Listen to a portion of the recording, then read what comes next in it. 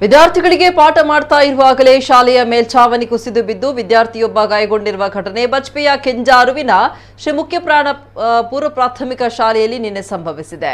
LKG ವಿದ್ಯಾರ್ಥಿ ಶೋನಿತ್ ಮೂಗಿಗೆ ಗಾಯವಾಗಿದ್ದು ಆತನನ್ನು ಖಾಸಗಿ ಆಸ್ಪತ್ರೆಗೆ ದಾಖಲಿಸಲಾಗಿದೆ. ಉಳಿದಂತೆ ಎಲ್ಕೆಜಿ ಮತ್ತು ಯುಕೆಜಿಯ 20 ಮಕ್ಕಳು ಪ್ರಾಣಾಪಾಯದಿಂದ ಪಾರಾಗಿದ್ದಾರೆ. ಶಾಲೆಯಲ್ಲಿ ಟೀಚರ್ ಪಾಠ ಮಾಡ್ತಾ ಇದ್ದಂತೆ ಜೋರಾಗಿ ಗಾಳಿ ಬಂದಿದ್ದು ಒಂದು ಭಾಗದ ಮೇಲ್ಛಾವಣಿ ಕುಸಿದು ಶಾಲೆಯ ಒಳಭಾಗಕ್ಕೆ ಬಿದ್ದಿದೆ.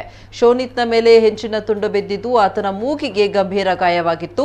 ತಕ್ಷಣ ಆತನನ್ನ ನಗರದ ಖಾಸಗಿ ಆಸ್ಪತ್ರೆಗೆ ದಾಖಲಿಸಿ ಚಿಕಿತ್ಸೆ ನೀಡಲಾಗಿದೆ. ಉಳಿದ ಸುಮಾರು 20 ವಿದ್ಯಾರ್ಥಿಗಳು ಅದೇ ಕೊಠಡಿಯ ಮತ್ತೊಂದು ಪಾರ್ಶ್ವದಲ್ಲಿದ್ದಂತಹ ಪರಿಣಾಮ ತೊಂದರೆಯಾಗಿಲ್ಲ.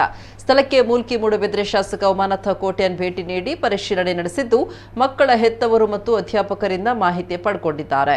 3 ವರ್ಷಗಳ ಹಿಂದೆಯಷ್ಟೇ ದುರಸ್ತಿ ಮಾಡಲಾಗಿದ್ದ ಶಾಲೆಯಾಗಿದ್ದು ಈ ಶಾಲೆಯ ಹಳೆ ವಿದ್ಯಾರ್ಥಿಗಳು ಎಲ್ಕೆಜಿ ಯುಕೆಜಿ ನಡೆಸಿಕೊಂಡು ಹೋಗ್ತಾ ಇದ್ದಾರೆ.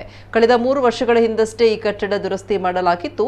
ಮೇಲ್ಛಾವಣಿಯ ರೀಪು ಪಕ್ಕಾಸು ಹೆಂಚುಗಳನ್ನು ಅಳವಡಿಸಲಾಗಿತ್ತು. ಆದರೆ ಇಂದಿನ ಮಳೆಗೆ ದಿಢೀರ್ ಕುಸಿದು ಬಿದ್ದಿದ್ದು ಮಕ್ಕಳ ಪೋಷಕರ ಆಕ್ರೋಶಕ್ಕೆ ಕಾರಣ ಆಗಿದೆ. ಶಾಲೆಗೆ ಕಾಂಗ್ರೆಸ್ ನಾಯಕ ಮಿಥುನ್ ರಾಯ್ ಅವರು ಭೇಟಿ ನೀಡಿ ಪರಿಶೀಲನೆ ನಡೆಸಿದ್ದು ಆದಷ್ಟು ಬೇಗ ಇದರ ಬಗ್ಗೆ ಕ್ರಮ ಕೈಗೊಳ್ಳುವುದಾಗಿ ಭರವಸೆ ನೀಡಿದ್ದಾರೆ.